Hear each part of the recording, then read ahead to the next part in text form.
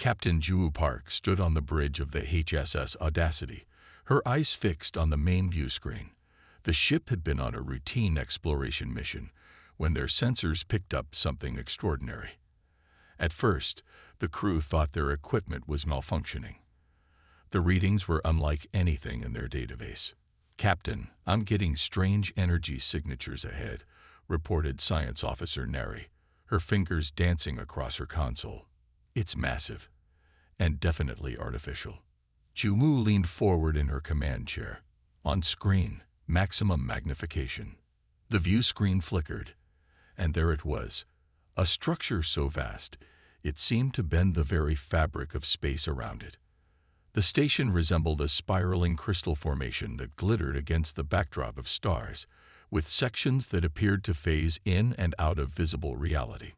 That's not in any of our records," whispered Navigator Jeannot, his usual confidence replaced by awe. Jumu rose from her chair, unable to remain seated in the face of such a discovery. The Audacity was humanity's most advanced exploration vessel, built to represent Earth in the great unknown. Yet here they were, faced with technology that made their ship look like a child's toy. "Life signs?" Juhu asked, her voice steady despite her racing heart. "Millions," responded Neri, "and at least 30 different biological signatures that our computers can't even classify." Lieutenant Doyun, the communications officer, turned from his station with wide eyes. "Captain, we're being hailed. Multiple frequencies, multiple languages, I think." Juwu straightened her uniform and took a deep breath. This was why they had ventured into the stars, to make contact, to learn, to expand humanity's horizons. "Put it on screen, Lieutenant, and start recording. This is history in the making." The view screen shifted again, revealing a circular chamber filled with beings of such variety that the human crew could barely process what they were seeing. In the center stood a creature that resembled an earth insect, but scaled up to the size of a small elephant, with iridescent chitin and compound eyes that seemed to contain galaxies. "I am Krita, High Speaker of the Galactic Council." The beam's voice boomed through the ship's speakers, translated into English by their computers. "You have entered protected space, unregistered vessel. Identify yourselves." Juwu stepped forward. "I am Captain Juwu Park of the human spaceship Audacity. We come from Earth. We didn't know this region was claimed. We are peaceful explorers." Krita's antennae twitched. "Humans? Earth? These designations are not in our records." There was a flurry of movement in the background as various alien beings consulted devices and murmured among themselves. "Prepare for full scan," Krita announced, "and ready yourselves for the sacred greeting of new species, as dictated by Council Protocol Section 12. Subsection 7, Paragraph 43.2. Before Juwu could respond, the Audacity hummed as some form of energy washed over the ship. "Captain, they're scanning us," reported Security Chief Minho. "Our shields are holding, but they're reading everything. Hull composition, tech level, even our biological makeup." Juwu nodded. "Let them. We have nothing to hide." On the view screen, Krita had begun what appeared to be an elaborate ceremony. The insectoid moved in complex patterns while reciting what sounded like a formal speech in a language the translation software struggled to process. Other council members joined in, some producing musical tones, others making ritual gestures. The ceremony dragged on. 5 minutes became 10.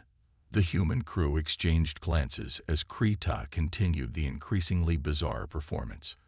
Engineer Taeyong suppressed a snicker when one particularly solemn-looking alien with tentacles for a face emitted a sound like a deflating balloon. Finally, after what seemed like an eternity, Krita paused, clearly waiting for a response. "We come in peace," Juwu said simply, deciding directness was the best approach. "We're just explorers from Earth looking to make friends." The silence that followed was deafening. Krita's compound eyes seemed to bulge even further. Around the chamber, various alien representatives froze in positions of shock or outrage.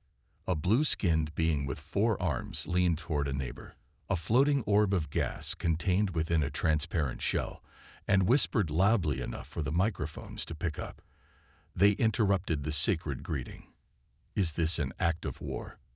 Jiwoo realized she'd made a serious mistake. "I apologize if we've caused offense. We're not familiar with your protocols." Krita's mandibles clicked rapidly. The sacred greeting has been performed unchanged for 16,000 cycles. It has 12 distinct movements representing the founding species of the Council. You simply ignored it. "We meant no disrespect," Jiwoo explained, trying to salvage the situation. On Earth, greetings are usually brief. This caused another wave of murmurs. A reptilian being in elaborate robes stepped forward. "Brief. Greetings are the foundation of civilized discourse. How can you establish proper hierarchical standing without the minimum 3-hour ceremonial introduction?" Lieutenant Doyun muted the transmission temporarily. "Captain, I think we've stumbled onto something big here. This Galactic Council appears to be some sort of interspecies governing body, and we just broke every rule in their book within the first 5 minutes," added Nari with a wince. Jiwoo unmuted the transmission. "Hi, Speaker Krita. We apologize for our ignorance. We're new to interstellar relations. Perhaps we could start again with your guidance." The insectoid conferred briefly with several nearby aliens before turning back to the screen. "The Council has voted to assign you a cultural liaison. The xenoanthropologist Breen will board your vessel to begin preliminary species assessment." "We'd be happy to welcome xenoanthropologist Breen aboard," Jiwoo replied, relieved. "We have docking procedures." "Unnecessary," Krita interrupted. "Prepare for matter transfer." Before anyone could react, a shimmer of light appeared on the bridge, coalescing into a tall, willowy being with pale lavender skin and 3 eyes arranged in a triangle pattern. "Greetings, humans," the being said, blinking each eye independently. "I am Breen. I have been tasked with determining whether your species is a threat or merely." Breen paused, all 3 eyes focusing on Engineer Taeyong, who was still struggling not to laugh, culturally underdeveloped. Captain Jiwoo stepped forward with an extended hand, following Earth custom. "Welcome aboard the Audacity, xenoanthropologist Breen. We look forward to learning from each other." Breen stared at the extended hand with obvious confusion. Is this some form of physical challenge? And so began humanity's first diplomatic relationship with the Galactic Council, off to a spectacularly awkward start. 3 days after first contact, the human delegation from the HSS Audacity was given permission to visit the Galactic Council station. Captain Jiwoo Park selected her most skilled officers to join her: Engineer Minji Lee, Science Officer Hyunwoo Kim, and Communications Specialist Do-Yeon Choi. Their alien liaison, Breen, led them through the shimmering transport beam onto the station. The Council station's interior was even more impressive than its exterior. Vast halls stretched farther than human eyes could see. Different gravity zones accommodated various species. Light that seemed to come from nowhere illuminated crystalline walkways and living architecture that shifted and moved. "Please stay close," Breen instructed, all 3 eyes blinking nervously. This station houses over 30 species with different environmental needs. Some areas would be fatal to humans. The delegation nodded, though Minji was already distracted by the pulsing energy conduits overhead. Being the ship's chief engineer, she couldn't help but analyze the technology around her. "How does your power distribution system handle peak loads?" she asked Breen. The alien hesitated. That information would require a Level 3 information sharing agreement, which would take approximately 17 station cycles to process. Minji frowned. "I was just curious." Their tour brought them to a maintenance section where Talok, a 4-armed being with scaled skin, was overseeing repairs to a cooling junction. Strange symbols flashed red on nearby displays. "What's wrong with that system?" Minji asked, pointing to a panel where steam was escaping. Talok made a whistling sound that their translators rendered as a sigh. Junction 42B has been operating at reduced efficiency for 9 cycles. We have filed reports with 17 departments. The replacement parts are scheduled to arrive in 3 more cycles. Minji's eyes lit up as she examined the leaking panel. This is just a standard heat exchange system. I could fix this in 5 minutes. Impossible, Taluk exclaimed. The repair procedures require certified technicians from the proper maintenance guild, and all repairs must be documented with Form CR 7734, approved by at least 3 supervisors. But Minji was already opening her toolkit. Before Breen or Taluk could stop her, she had removed the panel and was examining the inner workings. See, just as I thought. The flow regulator is misaligned, and these connectors are corroded. Her hands moved with practiced efficiency, disconnecting components and cleaning connections. You can't just fix things without filing the proper forms, exclaimed Taluk, his scales changing color in distress. This violates at least 12 station protocols. Already improved your efficiency by 30%, Minji replied with a grin as she reattached the panel. This cooling system was about to fail anyway. Another day and you'd have had a complete shutdown. She stepped back as the warning lights on the display changed from red to green. The steam stopped, and a soft hum indicated the system was running smoothly. Taluk stared at the display in disbelief. That would have taken a maintenance team 3 full shifts to repair. Captain Ju quickly intervened. We apologize for any protocols we violated. Humans tend to be direct problem solvers. Breen was frantically tapping on a device.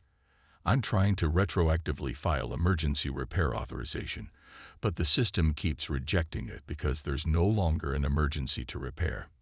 While this drama unfolded in maintenance across the station, communications specialist Do-Yun had caused his own protocol breach. Instead of waiting for official translation approvals, he had modified his translator device to directly communicate with the station's service workers. He was now engaged in casual conversation with beings from 5 different species, learning station gossip and shortcuts that no official guide would share. The humans are very strange, a small furry being told its companions after Do-Yun moved on. They ask questions about things that aren't their concern, but they seem genuinely interested in the answers. The real diplomatic crisis, however, occurred that evening at the formal dinner hosted by the council to welcome the human delegation. The grand dining hall accommodated dozens of different species, each with their own nutritional needs and dining customs. The humans were seated near Ambassador Drelks, a dignified being with multiple limbs that moved with graceful precision. Science Officer Hyunwoo, fascinated by xenobiology, observed how Drelks used his appendages to manipulate 6 different eating utensils simultaneously. Amazing coordination, Hyunwoo commented, genuinely impressed. You remind me of a friendly octopus. On Earth, octopuses are incredibly intelligent creatures that can solve complex puzzles and use tools. The dining hall fell silent. Ambassador Drelks' skin, normally a pleasant lavender, darkened to a deep purple. Several council members gasped audibly. Breen leaned over to Captain Ju, whispering urgently. Ambassador Drelks' species, the cephalari, evolved from cephalopod-like ancestors. Referencing this evolution is considered deeply taboo in their culture, similar to how humans might feel if someone compared them to primitive apes. Captain Ju immediately pulled Hyunwoo aside while Breen attempted to smooth over the situation. But it was a compliment. Hyunwoo protested, genuinely confused. Octopuses are among Earth's most intelligent creatures. Different cultural sensitivities, Ju explained quietly. Remember our briefing about evolutionary taboos. Hyunwoo's face fell as understanding dawned. I'll apologize immediately. To everyone's surprise, after the initial shock, Ambassador Drelks raised a limb for silence. I choose to accept this as a cultural misunderstanding. The humans are new to galactic society and cannot be expected to know all our customs. The ambassador turned to Hyunwoo. I would be interested to learn more about these octopuses in a private conversation later. Crisis averted, the dinner continued. though council members watched the humans with increased wariness. Later that night, as the human delegation prepared to return to their ship, Breen approached Captain Juwu with a datapad. "In just one day, your team has violated 47 protocols," Breen said, sounding both exhausted and slightly impressed. "Yet, strangely, you've also solved 3 long-standing station problems and established relations with species that rarely interact with newcomers." Juwu smiled apologetically. "Humans are adaptable and curious by nature. We don't always follow the expected path." Breen's 3 eyes blinked in sequence. "The Council is both alarmed and intrigued by your species. Some members are already calling for restrictions on human movement throughout Council space." "And others?" Juwu asked. "Others are secretly asking when more humans might visit," Breen admitted. "Your efficiency and directness are disturbing, but effective." As they boarded the transport back to the Audacity, Engineer Minji was already sketching improvements for 3 more station systems, blissfully unaware of the bureaucratic nightmares she was creating and the reluctant admiration she was inspiring. After a week of human presence at the Galactic Council station, tensions were rising. The humans had fixed systems without permission, ignored social hierarchies, and worst of all, made friends with species that traditionally didn't get along. This disruption to the careful balance of power did not go unnoticed. Admiral Vrox of the Duraxian Empire watched the humans with growing anger. The Duraxians were a proud, militaristic species with scaled skin and impressive natural armor. They had controlled a significant portion of Council space for centuries through carefully measured displays of strength and strategic alliances. These humans threatened everything with their casual disregard for proper procedure. On the 8th day, Admiral Vrox called for an emergency council session. Captain Juwu and her senior officers stood before the assembled representatives, unsure why they had been summoned. "These humans," Vrox began, his deep voice echoing through the chamber, "have been permitted too many liberties. They'd wander our station, interfering with systems, ignoring protocols that have maintained peace for millennia."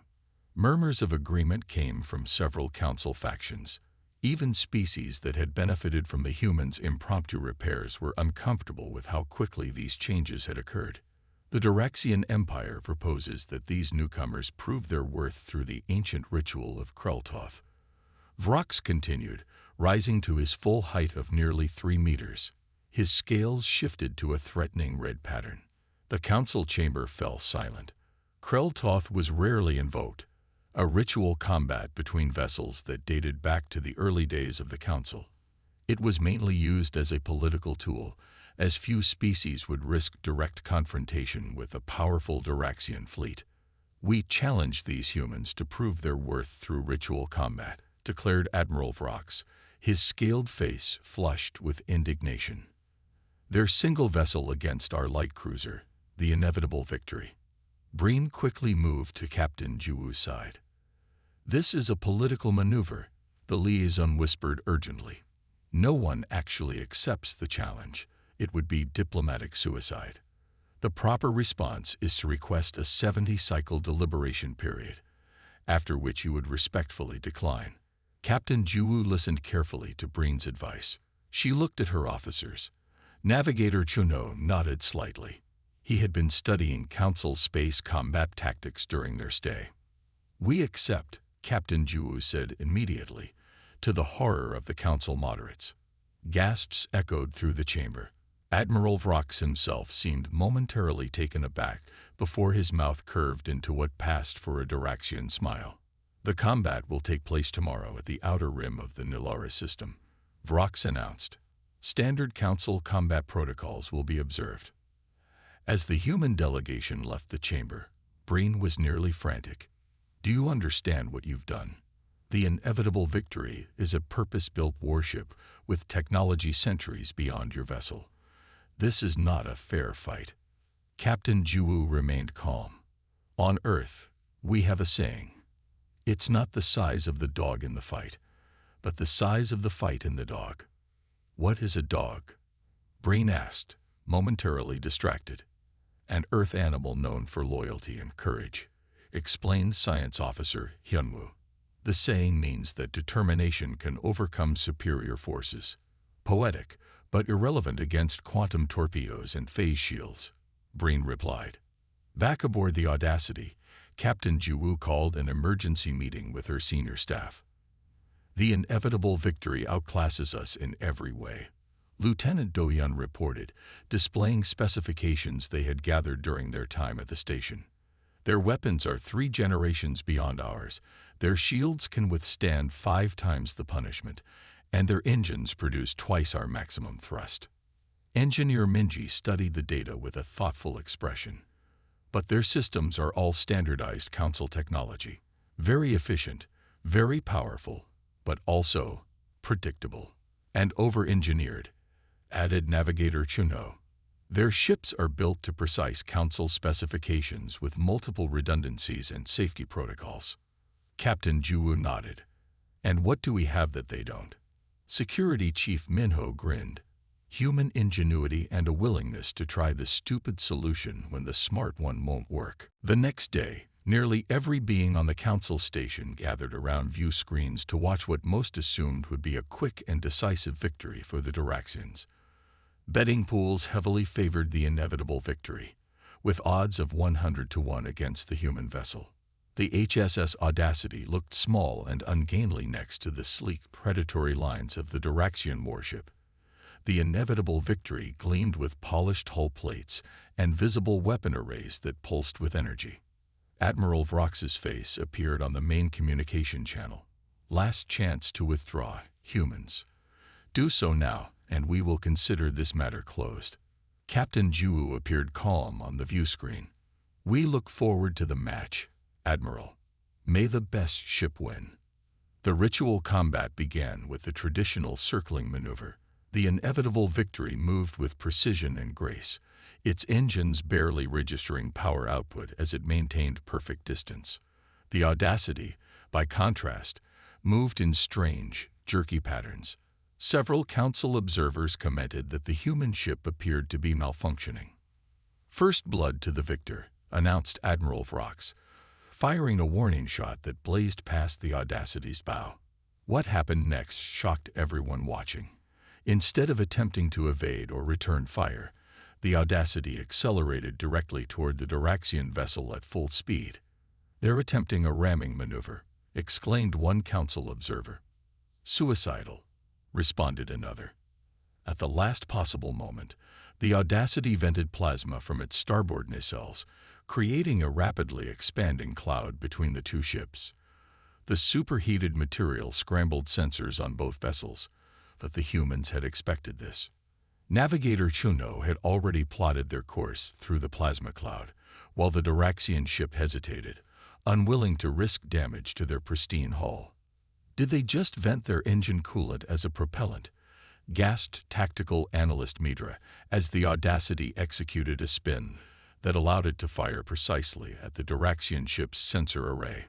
The human weapons were weaker, but with the Duraxian shields calibrated for much higher energy attacks, the lower-powered human phasers slipped through the defensive envelope.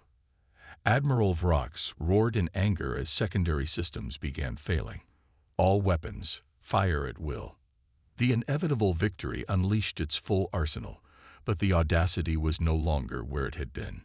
Engineer Minji had rerouted power from life support to the engines, giving them a brief but significant speed advantage.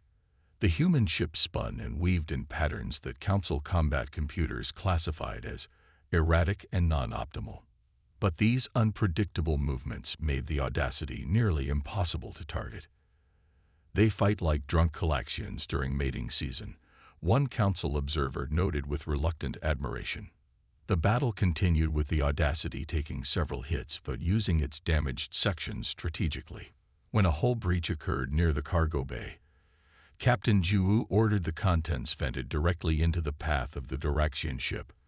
Container after container of human supplies, including several filled with experimental materials, collided with the inevitable victory's forward shields, creating power fluctuations. In the final decisive move, the Audacity pretended to suffer a critical system failure, powering down as if defeated.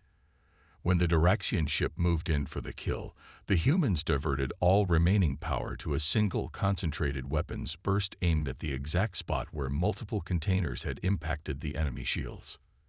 The shot penetrated, disabling the Diraxian ship's main power core.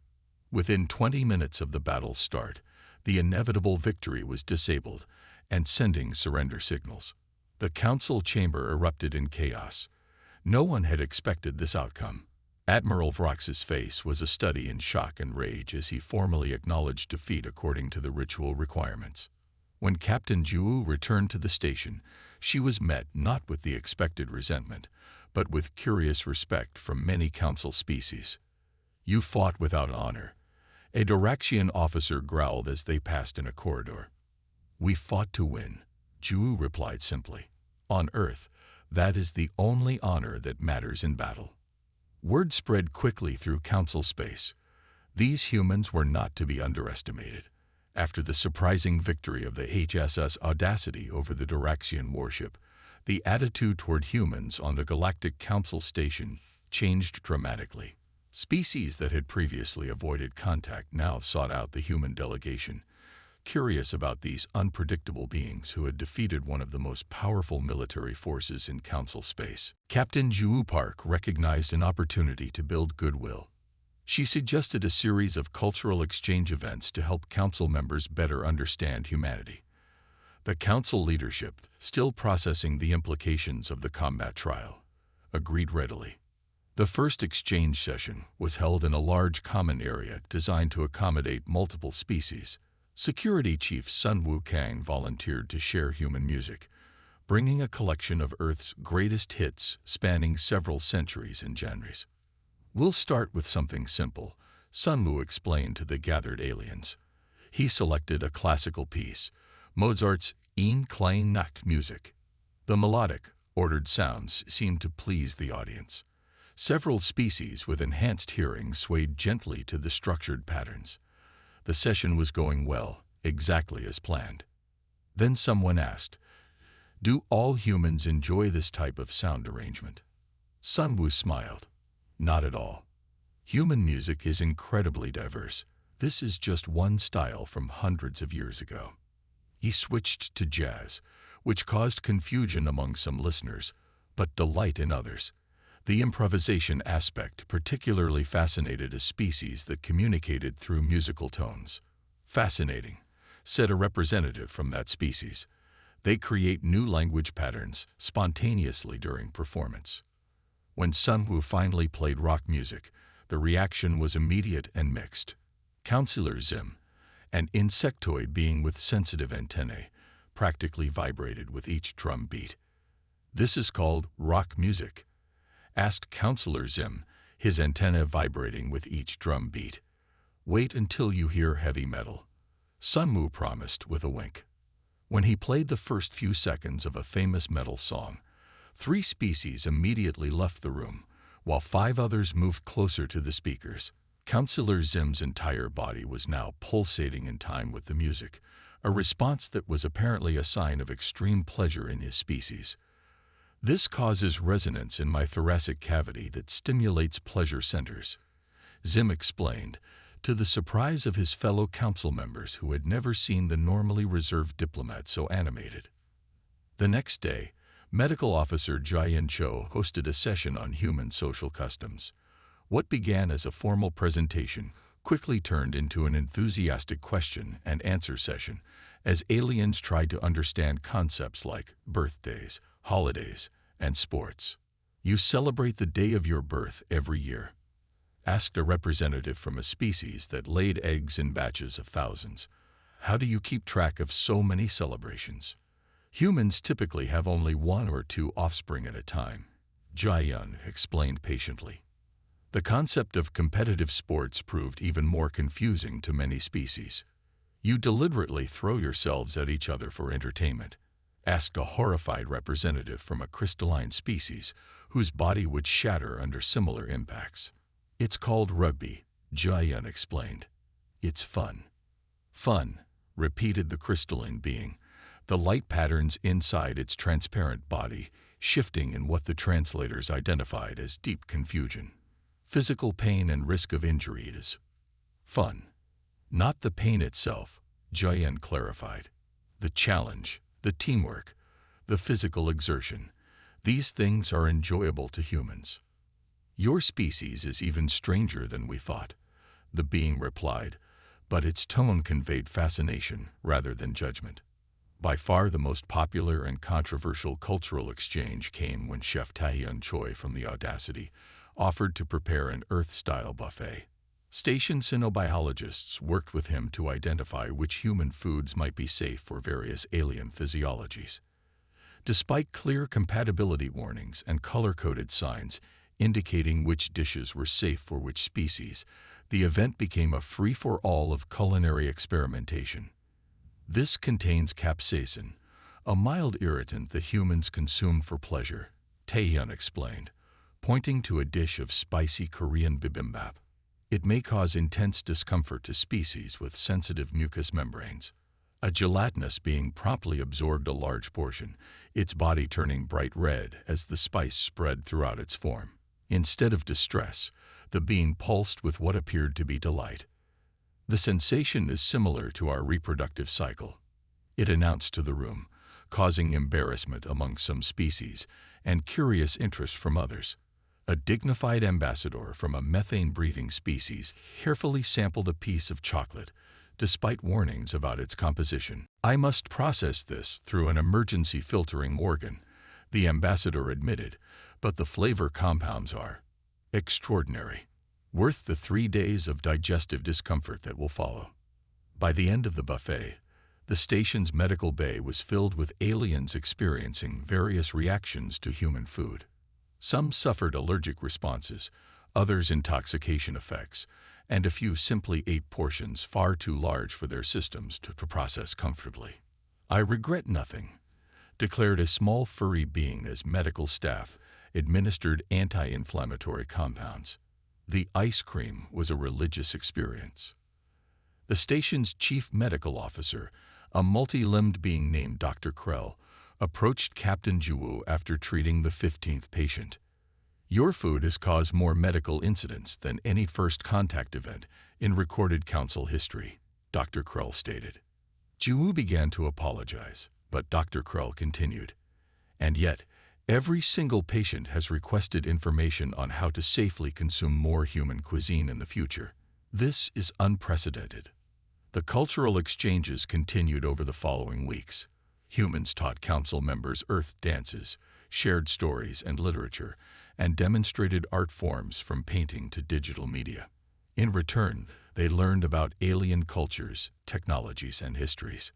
Communication specialist Do Yun found himself particularly popular after teaching a group of diplomats Earth idioms. Soon, council chambers echoed with phrases like cutting to the chase and barking up the wrong tree, often used in hilariously incorrect contexts. We must stop beating around the plant and grab this bull by its pointed horns, announced one dignified council elder during a trade negotiation, to the barely suppressed laughter of the human observers. What began as formal diplomatic relations had evolved into something unexpected, genuine cultural appreciation. Species that had existed alongside each other for centuries without meaningful interaction were now connecting through their shared interest in humanity.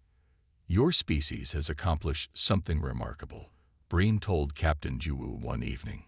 You've become a bridge between worlds that never bothered to understand each other before. Jiwoo smiled. Sometimes the best diplomacy happens over good food and music, not at formal negotiation tables. And sometimes, Breen added, 3 eyes blinking in amusement, it happens after defeating a Duraxian warship through tactics so bizarre they're still being analyzed by military experts throughout Council space. 3 weeks after the HSS Audacity's arrival at the Galactic Council station, the High Council called for a formal vote on Earth's status. The question before them was unprecedented. Should humans be granted associate membership in the Galactic Council after such a brief period of contact? Traditionally, new species spent decades or even centuries as observers before being considered for membership. But nothing about humanity's introduction to galactic society had followed tradition. The Grand Council chamber was packed as representatives from over 300 species gathered for the historic vote. Captain Ju Park and her senior officers stood in the center of the circular room, surrounded by the diverse beings who would decide Earth's fate in the galactic community. High Speaker Krita called the session to order, the insectoid's mandibles clicking in the formal pattern that signaled the beginning of serious council business. We gather today to consider the petition for associate membership status for the species known as humans, represented by the vessel SS Audacity. Krita announced. As is our custom, we will hear arguments both for and against before proceeding to a vote.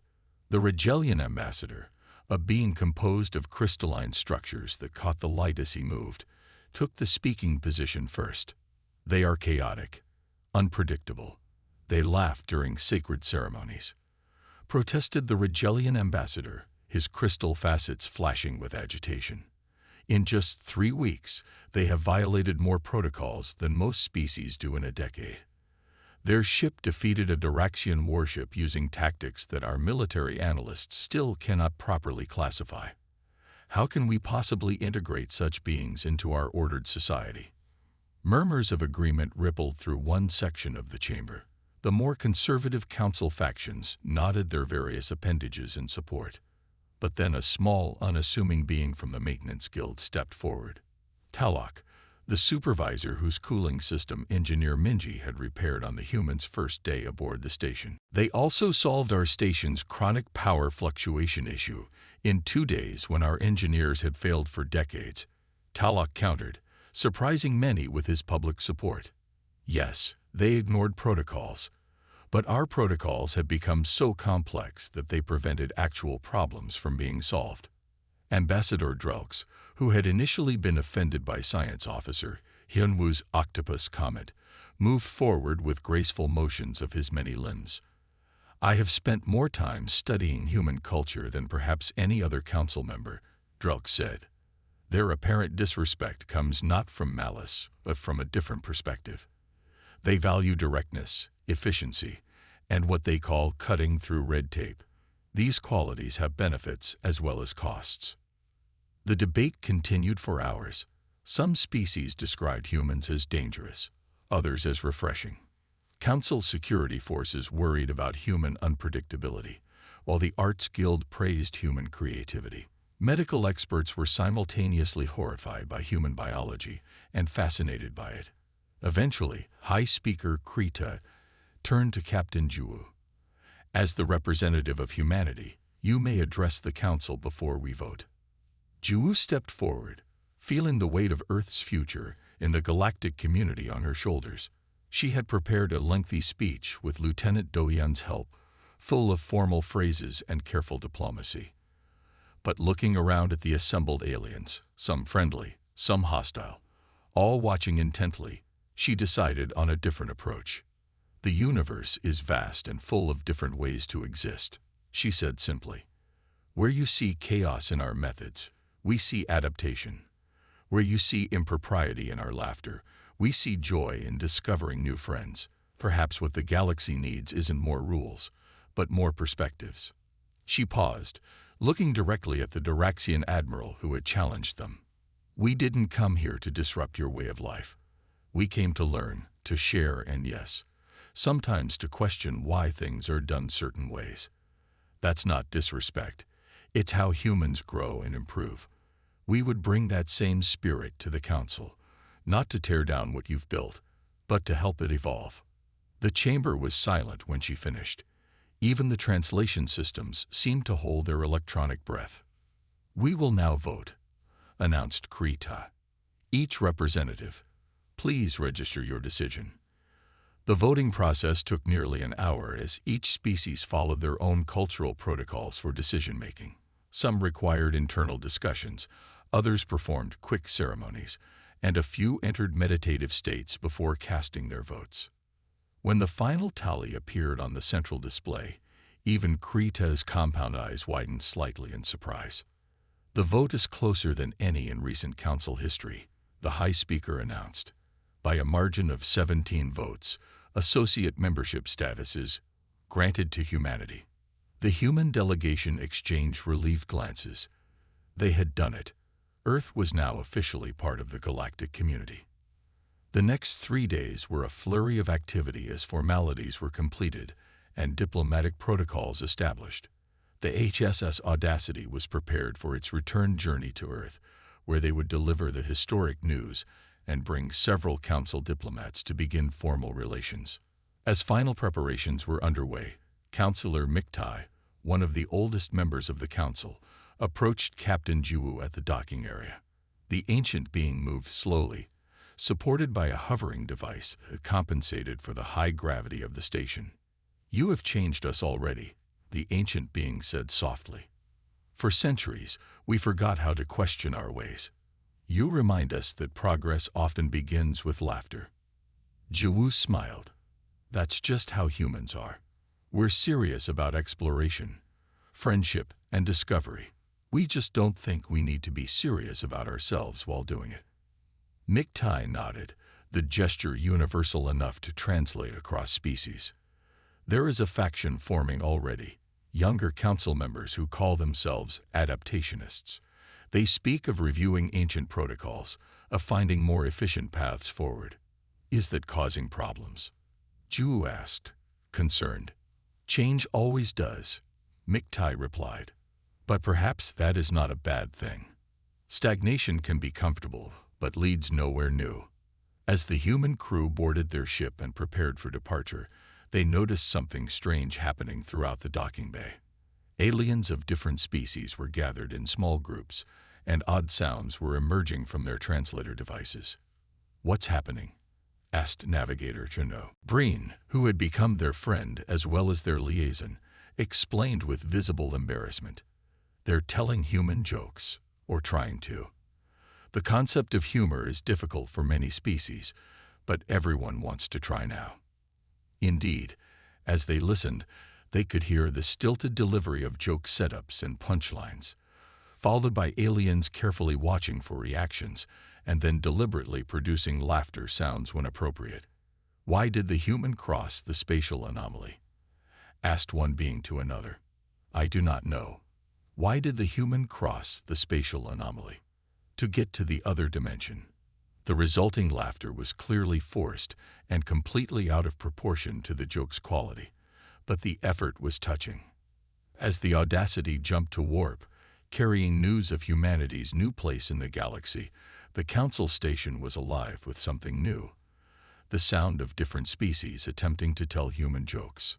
It wasn't the diplomatic achievement Captain Jiwoo had expected when they first encountered the station, but somehow it felt like the most important one. The end.